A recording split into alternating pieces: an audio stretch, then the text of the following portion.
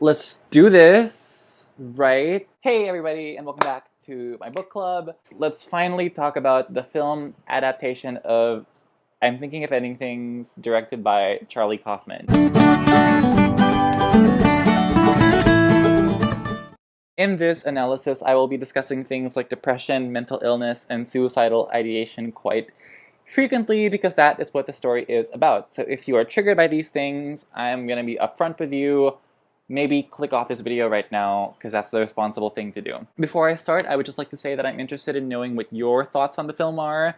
So comment them down below and let's have that conversation and let's talk. So first, I want to talk about the film itself. So right off the bat, if you liked this film, I highly suggest you watch Inland Empire, directed by David Lynch, and Perfect Blue, directed by Satoshi Kon, because you will need a pen and paper and your full attention to fully absorb what this film is trying to do. So there are many words one could use to describe this movie: enigmatic, obtuse, incomprehensible, to be a few. It's a very, very artsy film, and this is a full-on Charlie Kaufman experience, everybody. If you haven't read the book on which this film is based, this will come off as the most cryptic film of his by far. This to him is what Inland Empire was to David Lynch, I suppose. That's how I see it. Visually, this film is stunning. It was shot by Lucas Zoll, who was the cinematographer on films like Cold War and Ida. He shoots this film with an Academy aspect ratio, as you can see over here in this photo, which is associated with classic films. I go more into this in my trailer breakdown. But this aspect ratio is appropriate because this is a story about someone looking back at their life and the rumination that goes into making the decision to take one's life. So basically, if you've seen my analysis of the book, you'll know that this film takes place entirely in Jake's head, and that Jake is the janitor that you see over here. This is the protagonist. And the young couple are Jake when he was younger and a woman who represents a girlfriend who he wished he had but never actually had gotten into a relationship with. So since the film represents a nostalgic look at the past for Jake, this cinematography evokes films of the past and is also meant to represent Jake's snapshots of the past when he's thinking about it. One could also argue that these were what the films Jake watched as a kid looked like. And this cinematography lends itself to such exciting filmmaking, I must admit. The dreamlike logic of the cinematographer's shots is evocative of films like Michel Gondry's. So the cinematography in this film is very surrealist. It's like you're watching somebody else's dream, or it's like you're watching a collection of memories. So there's no distinct timeline to this film, especially in Jake's house, because memory isn't fixed by time. You can relive memory and any memory whenever you want to. So I feel like this is the kind of movie you need to watch several times in order to truly absorb. Or you could just read the book. But even as someone who's read the book, I did have a very difficult time deciphering what was in the film when I watched it, which was at first a bad thing, but not so much a bad thing when I truly thought about it. So I'm going to break that down here for you today, obviously. As a matter of fact, I would argue that going into this film having read the book is a good game plan because this is the kind of film you need to have a battle strategy going into. Going into this film completely fresh, not having seen any Charlie Kaufman movies, not having read the book, is like entering a gunfight with a teaspoon. The performances are fantastic. Shout out to all the actors: Jessie Buckley, Jesse Plemons, Toni Collette, David Thewlis, all really good. So all in all, what I think about the movie is that it's a perfect movie. I was initially upset with the ending, but then I thought about it, and the choice to not be straightforward about the ending made sense in the medium of film. I hope that makes sense. So the first thing we need to establish is that the old janitor is Jake, and that Jake is our protagonist. He is Jake. The two other people in the film are young Jake and his girlfriend. This is the story about the decision-making process and reflections of a man who wants to commit suicide because he feels like his life, his existence, and his world is meaningless and empty. So this is a story that takes you into the very depths of the psyche of someone who has had a life so difficult because of unchecked mental illness, and that he has become a nihilist, essentially. So the final shot of the film is this car. In this car is Jake's dead body. So the last line of the book is, and I quote, "You should read it, but maybe start at the end, then circle back. First, though, I think you better sit down." So that's what we're gonna do right now. So the first character we see is Girlfriend, played by Jessie Buckley. She is a projection of his ideas of what a relationship should be or is like, and this is influenced by movies he consumes. So since they never end up in a relationship with one another, Jake is unable to have a concrete grasp on who she is as a person. The evidence of this is seen in how, when they are in Jake's house, her name, her hair, her occupation, her personal interests, they all keep changing. However, the non-physical changes, i.e. personal interests and occupations, are ones which belong to Jake, because these are two people in his head. This conveys that they are one and the same person, and this is seen when she enters Jake's childhood bedroom, and everything that someone with her interests would have were in this room. And then there's this other scene when she and Jake are looking at this childhood photo, and they both see themselves in the childhood photo. This is very suggested in the film, but in the book it's pretty obvious that they are the same person. Like, the book is more straightforward than this film is. In the book it's also obvious and quite established that Jake has schizophrenia, and that Jake also has tinnitus. Now, the tinnitus in this film is represented by the dog who kept wagging itself and wagging the water off it, and the bell ringing on the dog is like the bell ringing in someone's ear when they have tinnitus. So if I were to guess why Charlie Kaufman chose to make it so vague, I suppose he did so because he didn't want to diagnose Jake. I'm under the impression that maybe Charlie Kaufman felt that it wasn't in his place to assign a mental illness to Jake, and rather maybe ask questions, maybe be curious about what this story is instead of saying this is what this is and assigning this to him. Because this movie is more about reflection than diagnosing. It's more about asking questions than providing easy answers. Another piece of evidence suggesting that Jake and girlfriend are the same person is when Jake and the girlfriend are listening to Oklahoma in the car, but then we cut to the janitor and the old man is passing a hallway with students rehearsing for their play of Oklahoma by Rodgers and Hammerstein. So old Jake hears the song from Oklahoma, and then in his head, young Jake and girlfriend talk about the song. Since they're both in Jake's head, and he's an old man who has no one in his life, he's basically having this conversation with himself internally because he wishes he could have it with somebody else. So in my review of the book, I talk about how dangerous it is, how the girlfriend subtly romanticizes cynicism. That is quite obvious over here. It's obvious in how she's looking at the landscape when they're on the drive on the way to the parents' house. It's vast, it's lonely, it's snowy, it's cold, it's unforgiving, and she says the landscape is beautiful. So in the car, the girlfriend claims that she has written this poem herself. The poem is actually called Bone Dog, and it's by Eva H.D. So this poem serves as one of the biggest indicators of the film's theme. The poem says, "Coming home is terribly lonely, so that you think of the oppressive barometric pressure back when you have just come home from with fondness because everything's worse once you're home." It basically conveys that loneliness is not just a concept, it's also a state of mind, and whether or not we have people around us, we can express feelings of loneliness. The rest of the poem alludes to themes of introspection, namely how being alone without other people to distract us forces us to confront our own thoughts. There's a line that says, "The sun goes up and down like a tired whore." So this alludes to themes of identity, our selfish understanding of other people, and the monotony of everyday life, and how futile our efforts to live it are in the end. So when girlfriend recites this poem to Jake, Jake responds to her by saying, "Wow, it's like you wrote this poem just about me." And I love this theme because you can't cure mental illness, you can only alleviate its symptoms. And you do so with medication, you do so with therapy, you do so with reflection. As far as medicine goes, it just hasn't gone so far. So what do we turn to when no one understands us? Well, we turn to art. Poetry is art, and this particular poem resonated with Jake. Jake felt understood and seen by it. So him claiming that he has written the poem via the girlfriend shows to me that he has superimposed his own lived experiences onto the poem. And the fact that the girlfriend claims that she wrote the poem communicates to me that Jake's loneliness maybe has a lot to do with what the girlfriend symbolizes. What does the girlfriend symbolize? Love. So next we have a scene where we see the janitor watching a fake Robert Zemeckis film. The actress in this fake Robert Zemeckis film at one point eventually replaces Jessie Buckley's character when they are having a conversation in a car. This scene is meant to convey that Jake's understanding of romance was very idealistic, and it's one that he saw in movies because he never experienced it in real life. And if he did experience it in real life, it wasn't real, and it was a result of his schizophrenia. So clearly Jake has had very bad luck when it comes to women. This is indicated when, during the dinner with his parents, the girlfriend recalls how they met at trivia night, and that he was a creep to her, basically. And then in this huge plot twist, she found his creepiness charming. The truth is that Jake didn't actually acquire a girlfriend that night. So we have two pieces of evidence that point to this. The first piece of evidence is that the girlfriend and Jake are having a conversation in the car, and they talk about the song "It's Cold Outside." Jake finds this song to be cute, but the girlfriend thinks it's a rape song. This conveys that the girlfriend didn't approve of Jake's creepiness to begin with, and our second piece of evidence is when the girlfriend chases Jake into the school.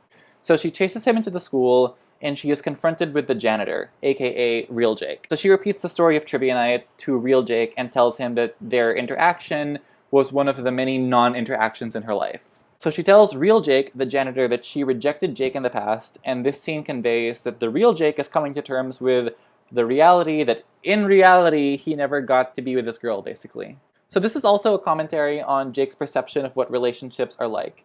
Here's a hint. It is not authentic. It's fake. This is seen when he's watching a fake Robert Zemeckis film with a creepy guy in it who is aggressively pursuing a waitress. In the end, he pursues her so aggressively that he gets her fired, and she decides that she likes him. Basically, a bullshit message. And something that would never happen in real life, sorry to say. Like, no girl would go for this, I'm sorry. In the film, he gets the girl, and in Jake's head, he gets the girl, but in real life, he's sad and alone. Also, remember I said that the girlfriend's job kept changing. At one point, she says that she is a waitress. Basically, the job of the woman in the movie was what, and basically the job of the woman in the movie was, yep, you guessed it, a waitress. So when the girlfriend is asked about how long she and Jake have been together, she says, it feels like 6 weeks ago forever. So Jake is already old, which means that his interaction with the girlfriend was so long ago, and he merely recalls it in his memory. So the thing with memory is that something can happen long ago, but you can always bring it back by recalling it. Like the phrase I'm sure we've all heard, it felt like yesterday. But memories are just fragments. Your brain, unfortunately, is not a video camera. Also, memory is very biased. Your perception of an event is subjective to your interpretation of that event, basically. So you also need to ask yourself how much of our ideals of relationships and the lives we live are shaped by society and culture. So this film asks us what my favorite sci-fi book ever, Solaris, another shout out for this book on my channel, oh my gosh. This book asks us what Solaris asks us. It asks us, do we really know the people we know, or is our understanding of them just fragments of what parts of them they choose to show us? Read Solaris, it's amazing, and I'm happy that this message was in here too, which is why I think it's a perfect movie. So next we're going to talk about the basement. So when they're in the house of the parents, the girlfriend gets curious about what is inside the basement, but Jake doesn't let her inspect it because he claims that it is a waste of time and a waste of space. So I suspect that the basement represents the innermost desires of Jake's heart. This could also represent the most intense feelings of himself. His id, basically, his emotions, his passions, what he derives pleasure from, and I expound on this concept in my book review. So in the basement are paintings. These are not Jake's paintings. So this conveys to me that in life, Jake wanted to be an artist, but he ended up shelving that dream to become a scientist because he perceived that that was what he should do. He became a scientist out of necessity to make money, but he actually wanted to do the art. He actually wanted to be an artist. So in the end, he chose a profession that he didn't actually enjoy. You go to work 5 times a day. When you hate your job and you don't find meaning in it, then you basically dedicate a huge chunk of your life to doing something that you hate. And doing something that you hate is doing something that you find no meaning in. So is it any shock that Jake turned into a nihilist? So they're in the house and they're sitting around a table together. And Jake's mom says that he didn't have any friends growing up. She then says something odd. She says, nobody celebrated his birthday with him even on his 50th birthday. Jesse Plemons is clearly not 50, but since this is all in Jake's head and in real life he's already very old, this scene is meant to convey that time is non-linear as far as memory is concerned. And this is because events have already been lived. You can relive them in your head, be them memories from 2 months ago, be them memories from 10 years ago, and in Jake's case, as established in my book review and somewhat in this film, his anxiety prevented him from getting close to people. He only had biological relationships. So especially in his 50s, when I presume his parents died, he had nobody to celebrate his birthday with him. Because biological relationships are like assigned to us, like, you know, by our parents, our cousins, people related to us by blood. But the relationships, like romantic ones, are a lot more difficult to acquire because you actually have to go out and get them. And Jake's anxiety prevented him from doing just that. Then there's a scene where Toni Collette says, "Life is a fast train to hell." And I was like, yes, bitch! Just kidding, just kidding. Maybe 2020 is getting to me. Why am I saying this in my video? Oh my gosh. Okay. So at one point, the girlfriend says that she studies aging. This means that Jake, in his old age, has spent so much time alone that he is forced to think about himself and his current situation, basically. He ponders about himself and the winter of his life. Now, if you look at the 4 seasons, winter is the last season of the year, and as such, it represents the last phase of your life. So this also explains why the girlfriend and young Jake are driving in the snow. This is because they are in Jake's head, and we are currently in the winter of his life. So we get to Jake's room.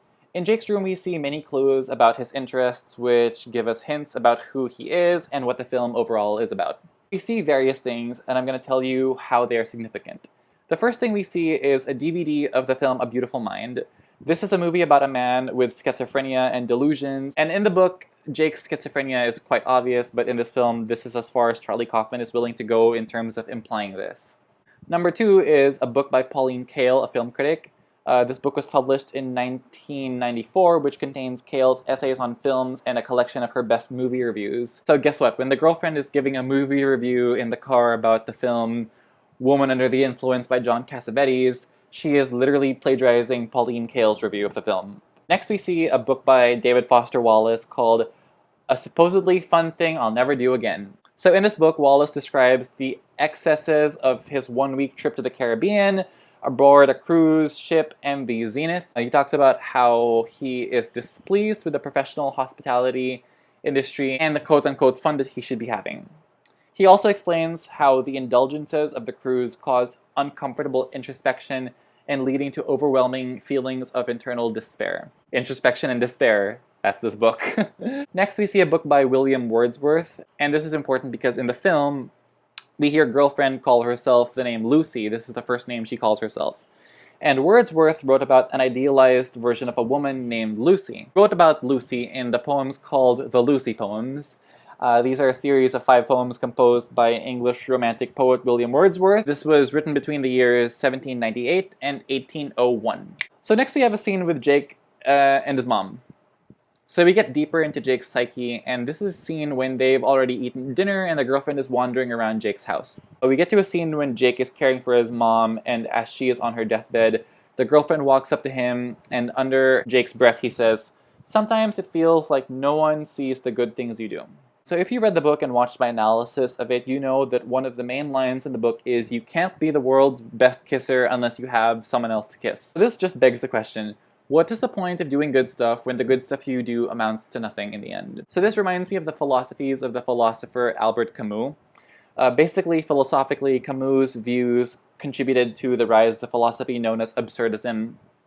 He is also considered to be an existentialist, and existentialism is a huge thing here. So Camus uses the Greek legend of the character Sisyphus, who is condemned by the gods for eternity, and Sisyphus is condemned by the Greek gods to push a boulder up a mountain for the rest of eternity, only to have the boulder roll down once he gets to the top of the mountain.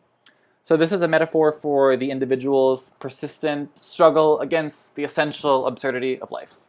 When you believe that there is no point to existence, then life to you just looks absurd.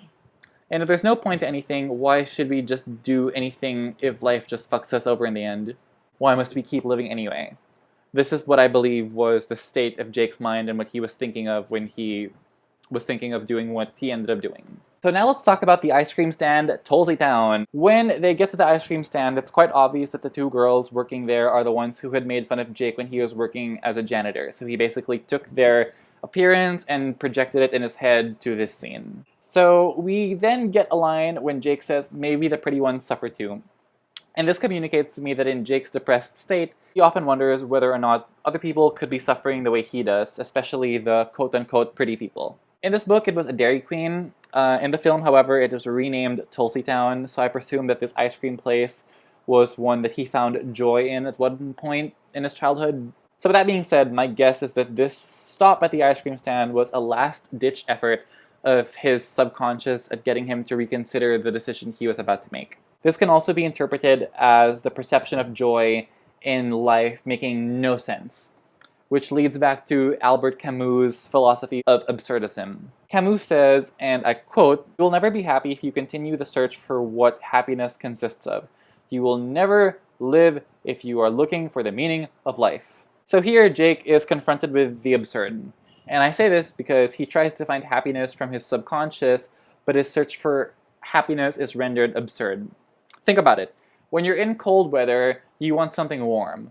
So why is Jake getting ice cream? Why is he trying to be happy by getting something that isn't going to make him happy? Like, why would you get cold food when it's cold, right? He is fighting the cold with more cold, is what is absurd about this. So then we get to Jake's school, and this is mostly done the same way as it was done in the book. They talk in the car, and Jake and his girlfriend decide to kiss a bit. Jake then sees a man spying on them and he decides to chase after the man. So then Jake's girlfriend enters the school and, as I mentioned before, confronts the real Jake with the reality of how their interaction on that fateful game night truly went. We get into this beautiful dance scene, which reminds me of the dance at the end of the film Annihilation, also seen on Netflix. If you know, you know. The story of this dance is one of a handsome young man and a beautiful young woman, and a creepy old man comes in and ruins the dance, basically. So this showcases the realization of what is really going on. The girlfriend never loved him because he was a creep, and that he was not the dashing man that was first seen in the dance, clearly. You can also interpret the dance in two parts. The sequence with the young and dashing man represents joy, and the sequence with the old man represents self-loathing and despair. So in the end, self-loathing and despair literally kills happiness when the dance ends. After the dance is when real Jake traps himself in the car and willingly freezes to death, so basically commits suicide. According to my research, symptoms of hypothermia include making you feel like you're getting really hot, so you get confused and take all your clothes off because you think you're very hot, and you also get hallucinations. So I'm going to make the case for the ending. Although the suicide wasn't actually shown, I think that Charlie Kaufman absolutely implies it. To make this case, I will have to go back to the parents' house. So basically, the barn represents Jake's head. The color of the barn is red, and red is a color of emotion and passion. Except this is not a vivid red, it's a very dark red surrounded by an unforgiving, icy landscape. Inside the barn, there were pigs and sheep, and this is where I believe Charlie Kaufman uses the technique of color to imply things. So the pigs are pink, which is the same color of someone's brain, and the sheep are white, which is the same color of somebody's eyes. So basically, our eyes capture images and symbols, and our brain assesses and interprets these images and symbols, right? So when Jake sees the sheep, he says, "I wonder what it's like to be a sheep, to be in a miserable, smelly place doing nothing but eating, shitting, and sleeping all over and over again." So basically, this is Jake's perception of his existence. We perceive things by first sensing them with our five senses, and then our brain processes them. And in this case, I'm referring to Jake's sense of sight. So his eyes perceive and his brain interprets. His brain, as a result of the rotten existence his eyes have fed it, is infested with rot and maggots. So the animated pig at the end, which was also being eaten by maggots, was his mind leading him to the conclusion that suicide was no longer an option, but an inevitability for him.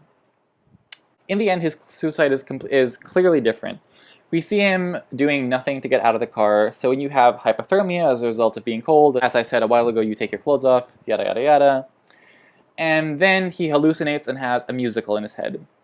Hence, the musical number at the end is basically when he recounts his life and makes peace with the fact that it's all over for him. But one could make the case that these hallucinations are evidence of Jake's schizophrenia, and I think Charlie Kaufman does make this case quite clear in the end. This leads me to the speech that Jake gives in the end. The film ends with Jake accepting an award. Except, like Pauline Kael's review of A Woman Under the Influence, this speech is taken from somewhere else. This is actually John Nash's acceptance speech during the finale of the film A Beautiful Mind. This is a film starring Russell Crowe and Jennifer Connelly, and the DVD of this film, I reiterate, happens to be in Jake's room. Beautiful Mind about. Basically, you guessed it, it's about a man with schizophrenia. So I did a little research on schizophrenia so I could develop a better and more empathetic understanding of what it's like to be someone that has this. And I learned that people with this mental illness are mistook for doing acts of genius early on. So I suppose this implies that Jake actually did have a job in the sciences and he was very smart. People who suffer from this are known to have hallucinations, which makes me suspect that he hallucinated the girlfriend, as I said before, and that he never actually had one in reality. And of course, the most important one, the sad part, they are prone to self-harm. So basically, to conclude, the film is a journey of this reflection he is having. Like time and memory, it has no linear timeline. So when you think of things, you remember them in fragments, hence the very randomness at the center of this story. All of this is complemented by its very dreamlike cinematography, which is evocative of something you would see in a Michel Gondry film. So the final shots of this film is Jake's snow-covered car. It's under a blanket of snow, and snow is white. And when you think of the color white, it's a color which represents many things. So it could represent purity, it could represent heaven, it could represent understanding, it could represent a new beginning, but mostly it represents peace. So we hear a snowplow in the distance, and we can presume that whoever is driving it will eventually find Jake's dead body, and all this person will see is a dead body, and Jake's story will never be known to this person. We don't know if the diary was in this, like how the diary was there in the book. So to us, however, we see Jake accepting an award in the end. And I'd like to think that in death he has finally found peace and can, sad as it is, finally live in happiness. Because at the end of it all, you can't fake a thought. So that's what I think of the film adaptation of Charlie Kaufman's I'm Thinking of Ending Things. I think it's a perfect movie. If you hate the ending, I understand, but the way I argue with this is that Charlie Kaufman did with this book what makes the most sense in the cinematic medium, meaning the choices he made in adapting the story were the most appropriate for a film. Because books and films are very different storytelling mediums, and perhaps the story that Ian Reid told was better for the book, and the story that Charlie Kaufman adapted was one that he made translate to a film more appropriately. If you made it this far into the video, thank you so much for hanging out with me today. Like and comment and subscribe. I hope to see you in the next video, but until then, take care.